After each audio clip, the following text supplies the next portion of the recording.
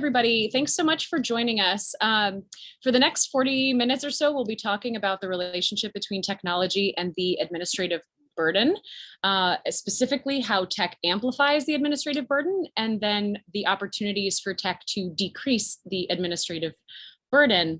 We're hoping to just kind of have a casual conversation about this. And one of the reasons I'm most excited about this conversation is because we have two people who have been neck deep in different parts of this equation.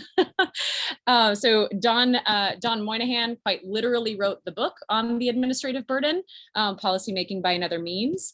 And Dan Hahn, who's a principal at Very Little Gravitas, has been working on and in some of the most complex systems that power a lot of the services that we want to see these improvements to.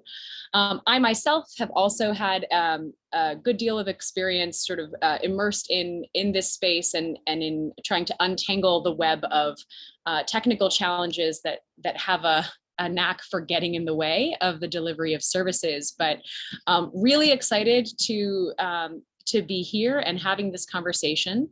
And before we get into things, I just wanted to give Don and Dan an opportunity to just introduce themselves. Then we'll discuss sort of among the three of us for about 20 minutes or so.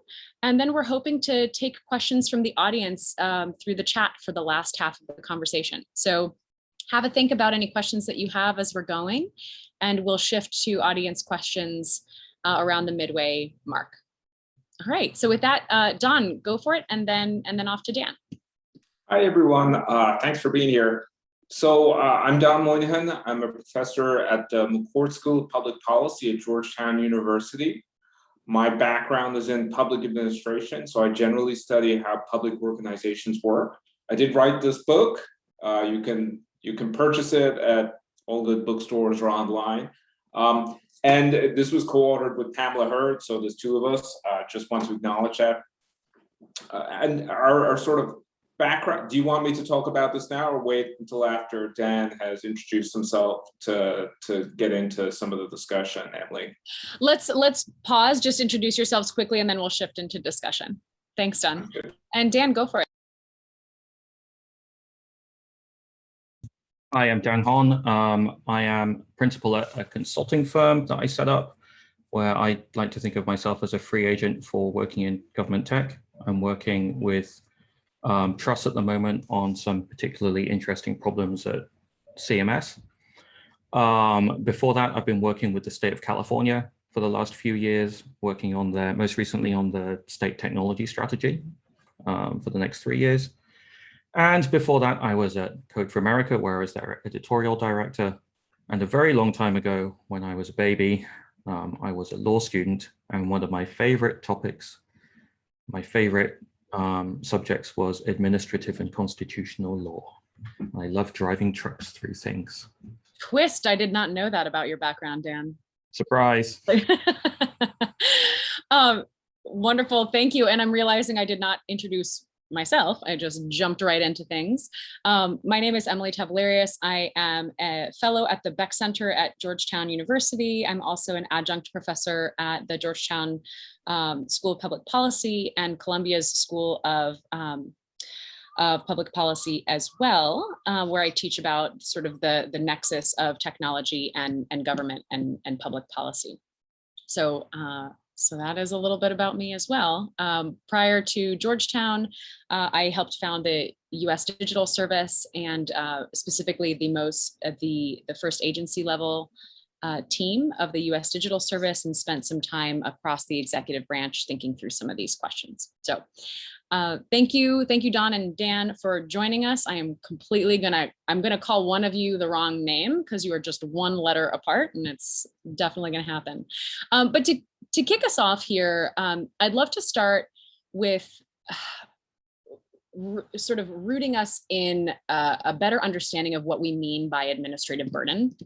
So Don, you've been obviously immersed in these questions. You have quite literally written the book.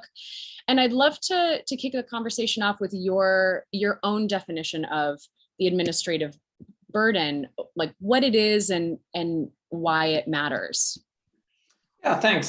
So we sort of started writing this book, essentially 10 years ago. So it didn't get published till start of 2019, but we had started writing about it in a series of articles in something like 2010. I think in one of the first articles, we defined administrative burden as people's experience of policy implementation as onerous.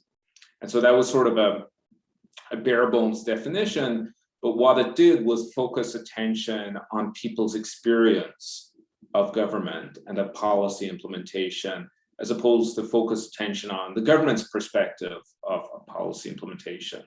A couple of years later, we expanded that definition to essentially say there are three types of costs that people encounter in policy implementation, and those costs make up administrative burden.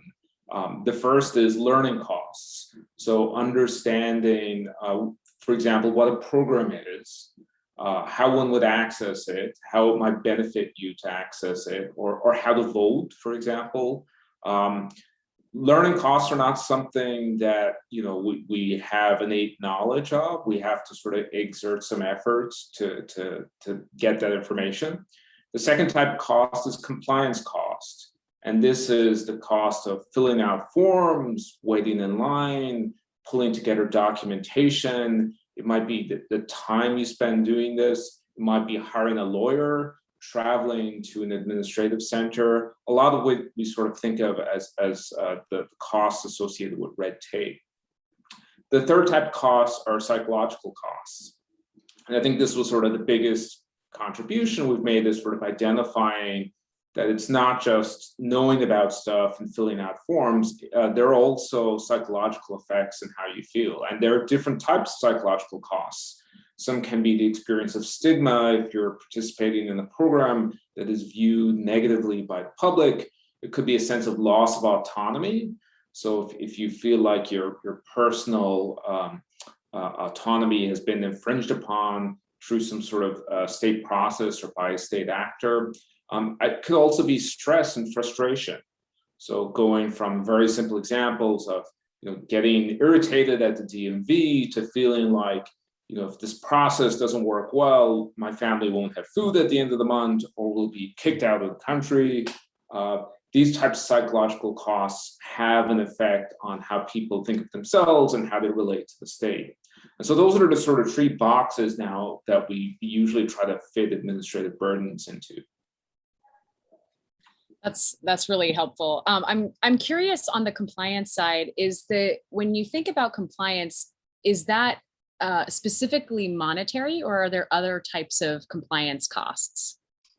I think it's so you can try to convert everything to dollar amounts. But part of what the point of this is that we frequently don't, right? So our time that we spend filling out forms, you could try to convert that to the value of someone's time. But it's a lot of that stuff we just don't capture. So it includes those monetary costs. It includes the value of our time, if you want to think about it in that way. But simply like pulling together documentation, that's usually not something we think of in terms of monetary costs, even though it takes some time and effort on our part. So I think time, effort, financial costs sort of capture the idea of compliance costs. Thanks. And Dan, by the way, I think I can't recall if I said this explicitly, but please feel free, if you all want to jump in and ask questions, it's, I'm trying to keep it a little loose here. So feel free to jump in, Dan, if you like.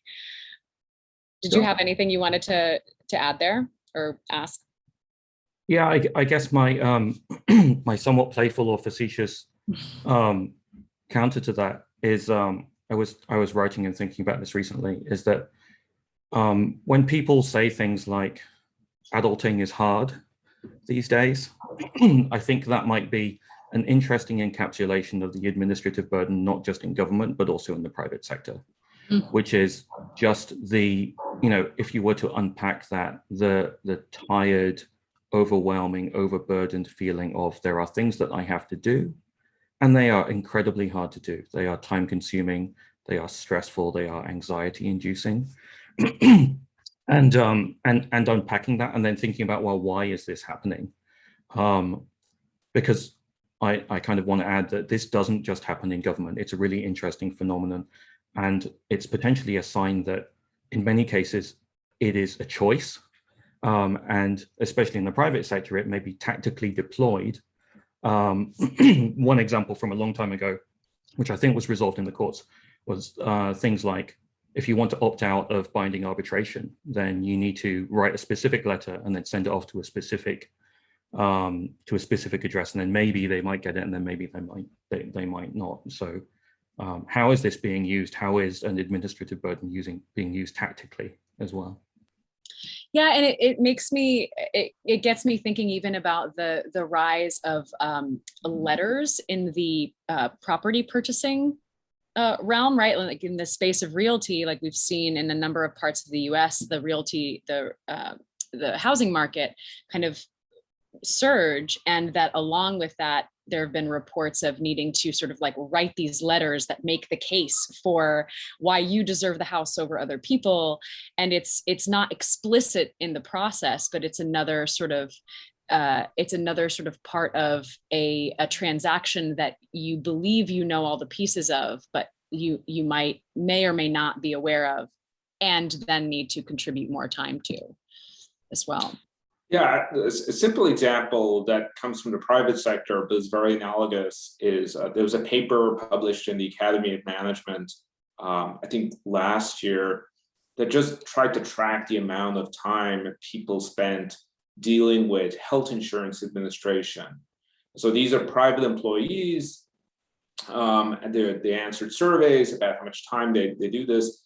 And then the authors tried to convert that to a financial cost. And their conclusion was that employees spend something that's equivalent to about 22 billion, that's billion with a B, dollars per year of time just dealing with private health insurers. And the majority of that time, they're doing it while they're at work, right? And so it's also a cost to the employer. So I'm someone who's inherently interested in policy and implementation. So I'm very much interested in government. But to Dan's point, we have these administrative burdens in the public sector and in the private sector. And I think all of us probably have some unused coupons that we were given that to redeem at some point when we purchase something, which is a good example of how they're sort of strategically deployed, right? It makes you sometimes do things that might not be in your interest because the producer knows that you're not actually going to mail in those coupons and claim that money back. But sometimes we have these burdens that just don't seem to be serving anyone. And in the case, if you look at the US health insurance system, which is a mixture of public and a mixture of private, there's just burdens embedded throughout that process. Yeah, it makes me wonder sort of where the line is between, and if the line even matters, and how, between intentional and unintentional burdens, right? Because the result is similar, but a lot of what I hear sort of both of you getting at is, what in the world of design is referred to as a dark pattern, right? Where you can use the design, you can intentionally design the system to have a negative outcome in many ways. Or to prompt a behavior that is not necessarily the behavior the person themselves might want. So I wanted to put that out there and see what you all think about,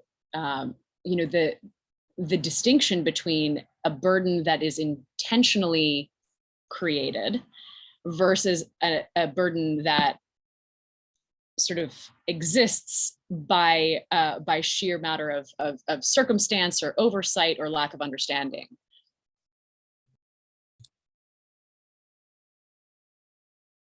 So I can take a crack at that, and Dan, you can jump in. So partly because the subtitle of our book is Policymaking by Other Means. Yeah. And so part of the argument is that there are some cases where policymakers might not be able to achieve their policy goals directly through things like legislation. And so they use administrative burdens as sort of a backdoor means to achieve those policy goals. And sometimes that's sort of obvious. I think abortion policy is one example where it's incredibly obvious that for many states for a long time, they're told by the Supreme Court, you can't have certain sort of policies that restrict abortion. That might be changing now. And so what states do instead is to say, well, we're not restricting abortion. What we're doing is protecting the lives of moms by putting all of these medical requirements on abortion providers that we only impose upon them and not on other equivalent medical providers. And so there, it's sort of obvious. Everyone sort of knows what the game is. That the people who are saying we're doing this for X reason are really doing it for Y reason. But I think there are some other cases where people have become so used to the burden as a way of managing things that they've stopped asking questions about it. It's just become such part of an organizational life or the policy domain that they don't really feel the need to question how it came about in the first place. And this is something that public organizations are especially bad at, which is once something is in place, going back and saying, well, how did we get here? And is this really necessary? Or could we do this thing slightly differently? And that's one of those things. So, having worked next to Dave Garino, who's been doing some fantastic work in this space in SNAP and in other social services, one of the stories that I take away from that is, if I'm to kind of give a 100,000-foot view, is that the deal that the state made with people with putting in place food stamps and SNAP was, we have enough money that in general, we believe that people shouldn't go hungry. So we're going to pass some legislation that says, we're a rich country, you shouldn't go without food. Now, if you skip right to the end and you take a look at the experience of people who are applying for those benefits, and you take a look at the understanding that those people have, leaving aside all the stigma of applying for it and so on, the actual experience of that starts to look like, wait, you didn't want me to get help buying food. And there's some fantastic examples. I'll paste them into the chat, but there's a brilliant example that went around Twitter recently about a PDF in Alaska that has 4 rules for the cheese that you are allowed, and 5 rules for the types of cheese that you are not allowed.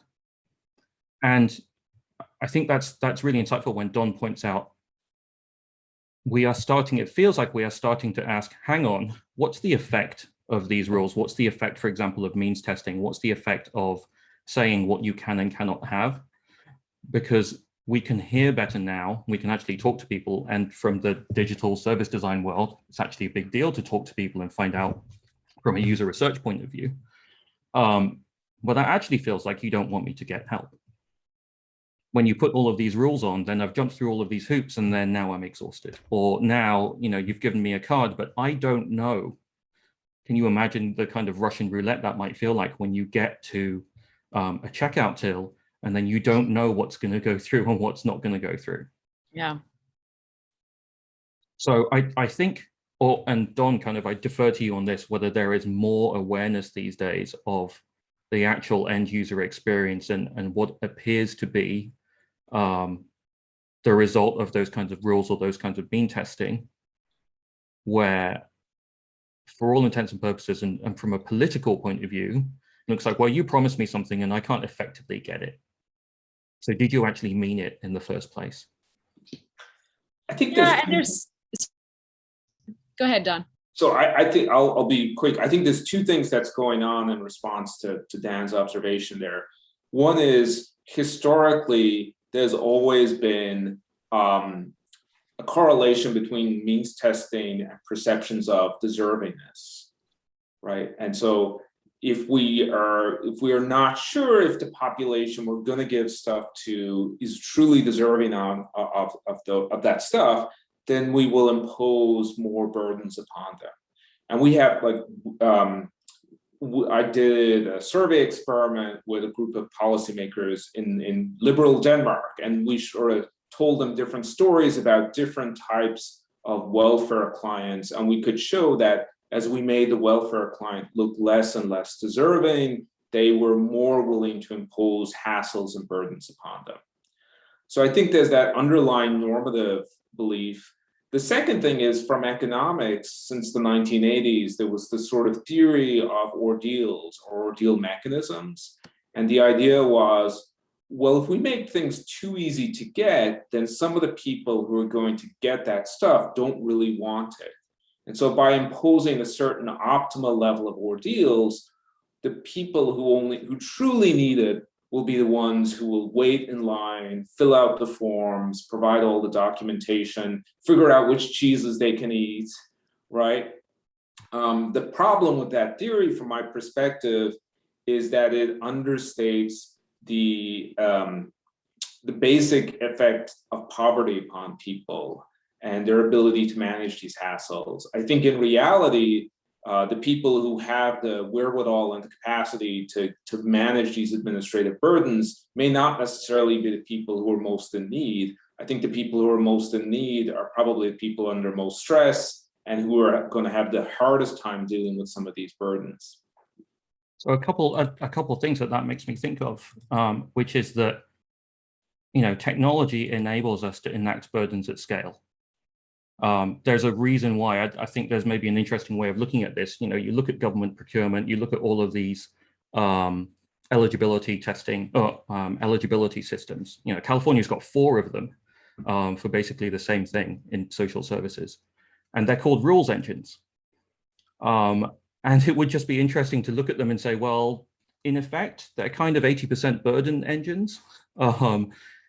Computers and networks and software make it very, very easy for us to add more and more burdens. And I have a story about, I think one of the WIC programs in California, which is still ultimately has a mainframe at the back of it with a bunch of COBOL. And one of the ways that they found out that they had accidentally written program policy that was in conflict from one group to another group was when they encoded that into the claim system that would then go off and then ask the feds for money for reimbursement. And the mainframe basically threw an exception and said, I can't process both of these rules, they're contradictory. But your policy team didn't know that ahead of time.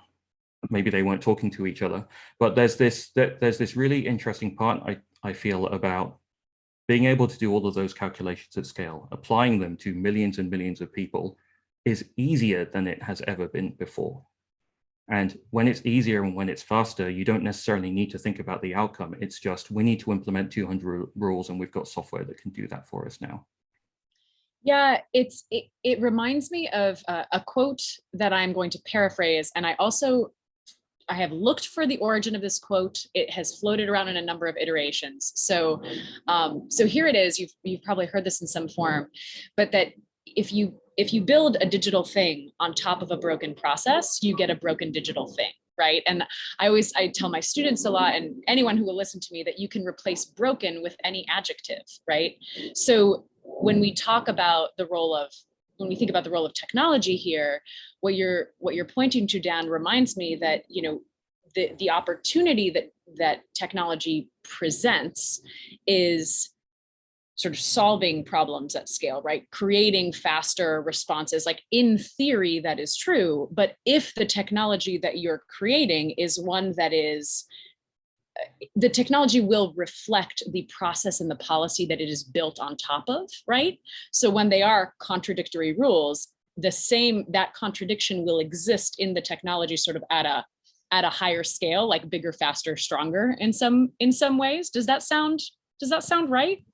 Yeah, and I think that kind of, segues into the unintentional introduction of burdens, which is from a digital service design point of view, and in government technology and procurement, bloody-mindedly implementing program requirements and regulations, and genuinely not thinking about and not considering what the end user experience is like. So again, going back to my friend Dave Carino, he's got some recent examples where he looked at first content or first interaction time for the mobile version of a state benefit, and it takes about 90 seconds for you to get that website up and running on your phone.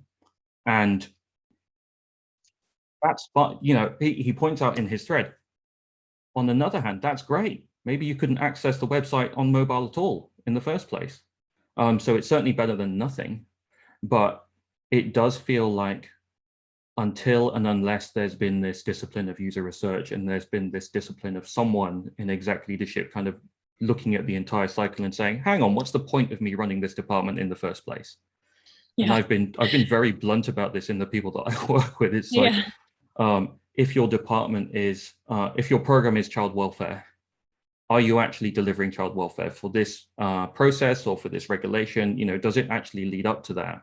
Because that's what it says on the sign outside of your building. It doesn't necessarily say, come up with a bunch of rules and reasons why we can't do this. Yeah. Yeah.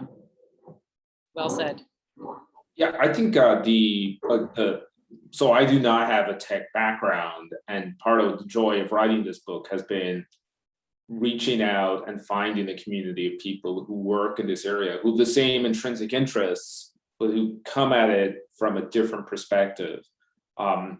And it seems there are both tremendous opportunities, but also tremendous potential pitfalls here.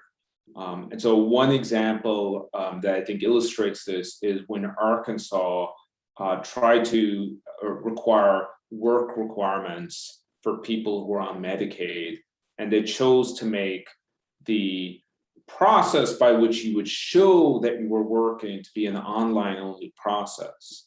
And one thing we know from surveys is that about a third of Medicaid recipients tend to have little to no technological capacities to do basic things like attach a PDF to an email or to a computer website.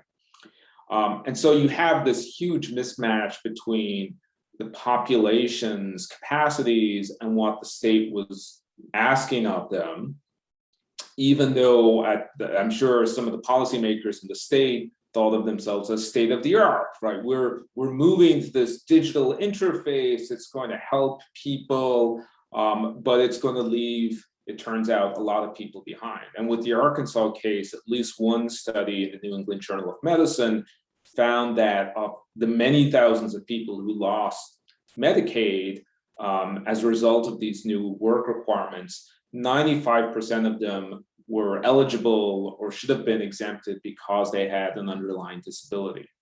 And so this wow. Digital interface was at least part of this massive erroneous system that essentially kicked people who should have had the benefit from getting access to the benefit. So part of the, there are more positive stories to tell as well, but part of the starting point here is, are you using technology to shift burdens off the shoulders of people, or are you actually making more work for them by demanding more of them and demanding that they engage with a technological interface that many of them will struggle with? And this is where we get into the concept of digital services rather than implementing government technology programs. So that was one of the shifts in the early mid-2000s was, we can put together, you can develop a government technology system that lets you file your taxes or lets you apply for something. That's a technology program. That kind of goes back into the whole, I'm using capital to buy a piece of equipment. I will run it until it breaks. And then in 15 years time, I will buy a new one at a cost of several million to several hundreds of millions of dollars. And then there was this twist in thinking, which was, wait, what's the point of this government technology project? What's the point of this interface that we're putting up? And it's actually to deliver a service. And then to kind of knock down that wall between, I've got a program, I'm worried about program delivery, I'm going to throw it over the wall to, I don't know, IBM, Deloitte, whoever. And it's their job to let you access the program. And in my mind, that, in the worst possible interpretation, that allows for distance and it allows for a sort of plausible deniability, which is, well, we have the computer system for this. We have the program for it. There are these two things, and we're not really looking at outcome. We're not really looking at whether we're delivering this and how we're delivering it. So that's behind some of this impetus and some of this change in language when a lot of digital people in government start talking about delivery. It's not just we have a government tech project that does X because program X needs it. It is because the job of the technology is to deliver a service. And then that, to me, just opens the door a tiny crack into asking what can sometimes be a very offensive and scary question, which is, what are we doing here, and are we actually doing it well? Yeah, that's a great observation. And I think, my takeaway from that is that often these digital projects in government are centered on delivering an output as opposed to delivering an experience, which I think this is where, like, having folks from the civic tech world who are used to talking about user experience is very helpful in reminding government that the actual outcome here is people's experience of the process. It's not whatever digital project that you purchase from your vendor. Yeah, and it requires this, it's a pretty significant shift in measuring what success looks like, right? Because the government is so focused on accountability, which is measured largely in terms of like boxes that can be checked, something that can be like tangibly verifiable, right? And that, I think the incentives often kind of shift the focus to what is to your point, Don, what is the output rather than what is the outcome, right? So the focus needs to be, on the outcome. Are we having the impact that we are seeking? Is this technology creating the outcome that we want? Not, is this technology the thing we wanted to create, right? And that kind of fundamental shift, to Dan's point, it's a big and scary set of questions that come along with it, and it's hard work, right? It's a lot of the invisible stuff. It's organizational questions, and very often requires examining a layer of the problem that you have both kind of gotten to a few times in our conversation, which is like the policy, right? Like the technology is a reflection of the policy and the process and the organization. And how willing are you to broaden your scope beyond this verifiably deliverable thing to look at the rest of that equation? So I know we only have, I can't believe this time has just flown by. We only have 5 minutes left. So I wanted to just make sure we can get at least 1 or 2 questions in. So let's see here. We have a question from Rebecca. I'd love to hear folks' thoughts on how administrative burden and technology interfaces with racial inequity in the US. Who would like to take that one? I'll start. Yeah. Do you want to go?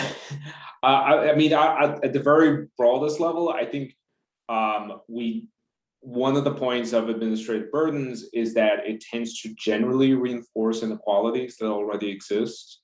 So that if people need more resources, more education, more time to overcome burdens, the people who have less of those are going to be more disadvantaged. We also see there are certain policy domains where burdens seem to be systematically associated with race, right? And if you look at the history of voting in the United States, that's a classic example of where many of the barriers we put in place since the 18th, 19th century onwards on voting are very much embedded in notions of race and who should and shouldn't vote. And we still see elements of that in the imposition of burdens today.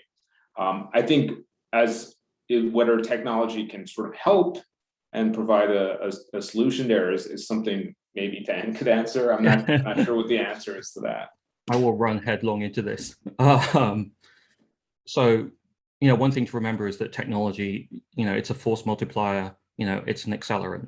So to Don's point, any existing inequities are easier, faster, easier to implement when you use technology because it lets you do it at scale. So I'm thinking about things like if there's a pre-existing inequality, for example, about access to bank accounts, and if there's a pre-existing inequality in terms of you need a bank account, we need to prove your identity. We need a letter from your bank account, an actual letter. You have to go get that letter.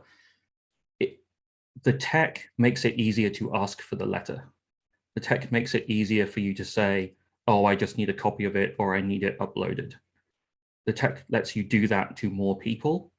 I think one bright area here is that with all of this data collection, if you choose to, you could get a much better idea of how much that affects people, if you choose to.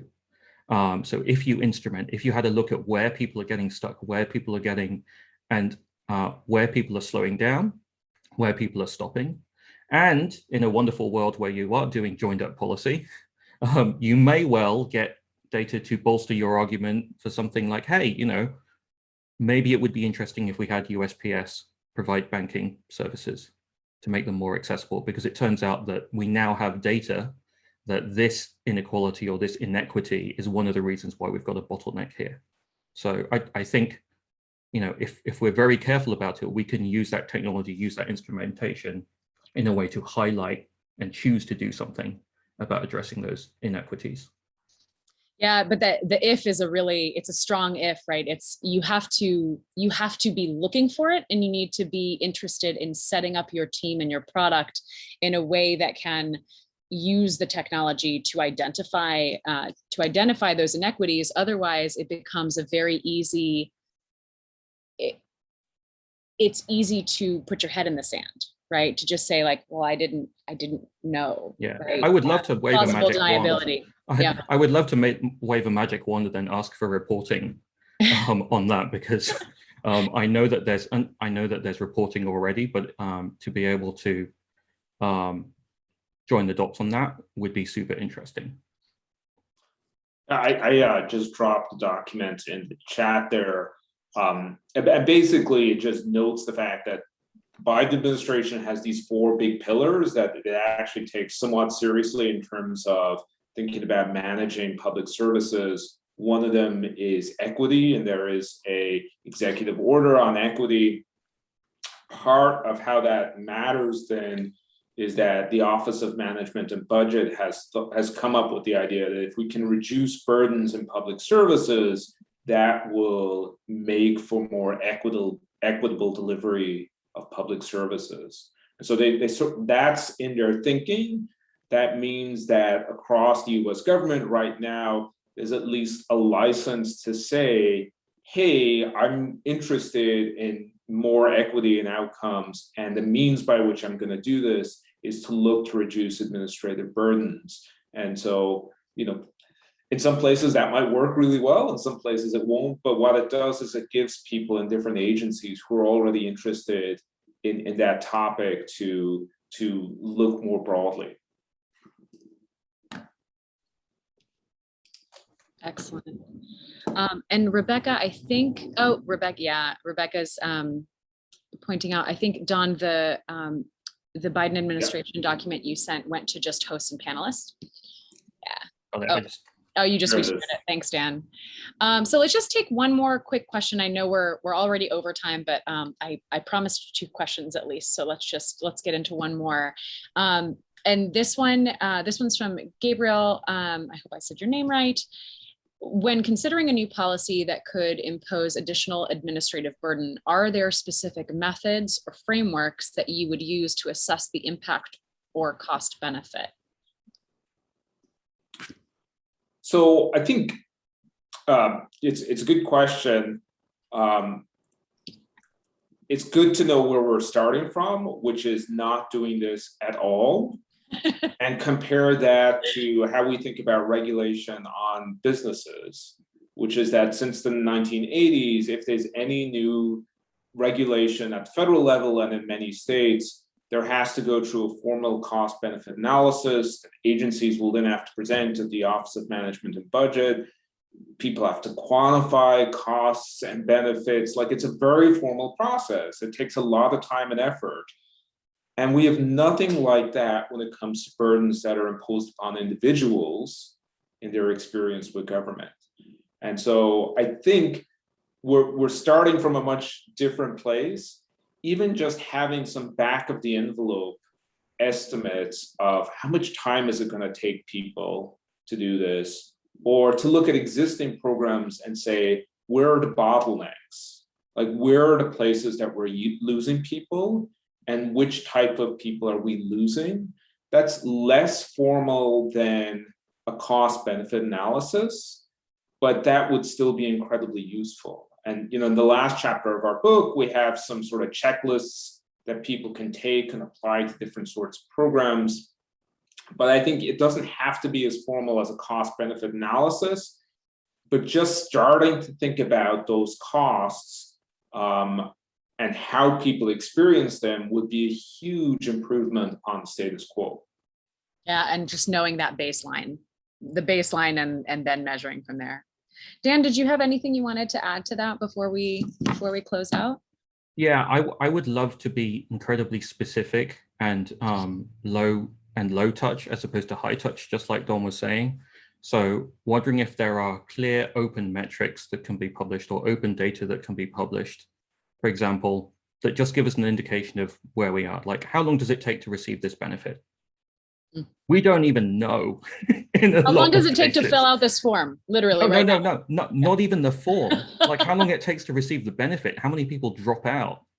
Yeah. If we ask questions like how long does it take to fill the form, everyone's going to get super stressed out. People are going to figure out, I don't know, you're going to go hire a consultancy to do a major study. And whereas what if we just said, just tell me how long it takes someone to get this and how many people are dropping out? Then we might know where to look. Yeah.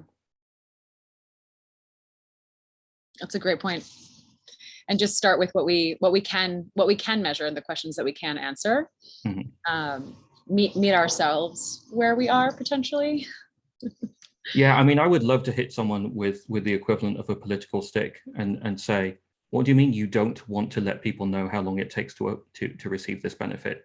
Yeah. What could you possibly have against that argument versus trying to have a more contentious discussion about, well, how can we assess how difficult it is to fill in this form or how long it might take to fill in this form? Yeah, I mean, I would like to think that, the more high performing digital services are doing that kind of user research in implementation, in actual delivery of a program. But if I were funding a program at the federal level, I would love to be able to have a dashboard that, even news media could use as a way in, just to say, hey, across all the stuff we fund, this is how long it takes. Yeah. Well said. Don, did you have something else you wanted to add here? Yeah, I think there's also an opportunity here for maybe it's the US Digital Service or someone else just to collect the experiences that agencies are having in trying to do these rough cost benefit analysis. Like how are they actually grappling with these sorts of problems, and share some knowledge or learning, because this is sort of a new set of skills and techniques that they're adopting. And so it's not like it's incredibly well defined what these skills are. And so there's an opportunity there to just collect this knowledge. And I think the US Digital Service does great work. My only critique of them is that they don't always tell the rest of the world about that work. And so having, some recording and institutionalization of that knowledge, I think, would be tremendously helpful. Yeah, I think they would agree with your critique. Is my sense.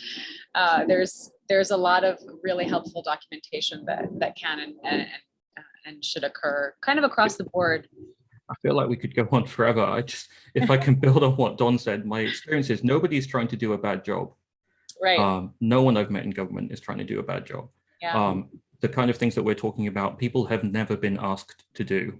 It hasn't been their job, I don't think, to think about these things in this way. And in my experience, not necessarily at the mid-level program level. If there is blame to be laid, I would very squarely put it at the exec leadership, at the agency and department director level, in terms of thinking about, well, what's the point of my department? What are the objectives? If I'm doing the trendy thing in setting objectives and key results and OKRs these days, what would they actually be? What would helpful ones to be that are actually based on the intent of the policy, for example? So that's where I'm most interested, is kind of shepherding and working with leadership, because it needs to come from this type of very different thinking, and support needs to come from the top down. Yeah. Absolutely. It definitely, that definitely resonates, and reminds me of a lot of the experience I had at the VA, where the people who were delivering the services were actually really excited to do the kind of work we were doing, even the people who were skeptical in the beginning. So in any case, yes, those are chickens in the background, if you are wondering. So I think with that, I think we can kind of close out. If anyone has any last final thoughts they want to share, please go for it. And we can just say goodbye. My chickens are also saying goodbye to everybody. Dan, Don, any final thoughts before we close out? Well, I sort of think that the impression people might have gotten, and I hope they'll stick with this idea, is that this is really sort of a new and developing community. So this group of people who are interested in administrative burdens, who are interested in the role of technology, and it's sort of an open community, so people can join and invest time and efforts in sort of sharing information on this topic. It's not something that's exclusionary, that's closed off to other people. So I hope more people will become more interested in the topic. Yeah, and we're winning. We're making progress. Yeah. All right. Well, thank you all so much. Dan, Don, thank you for joining us and sharing your perspective and your wisdom, and for everybody else for participating and listening and sharing your questions. Find us online and let's keep the conversation going. Thanks, everybody. Thanks, everyone. Bye.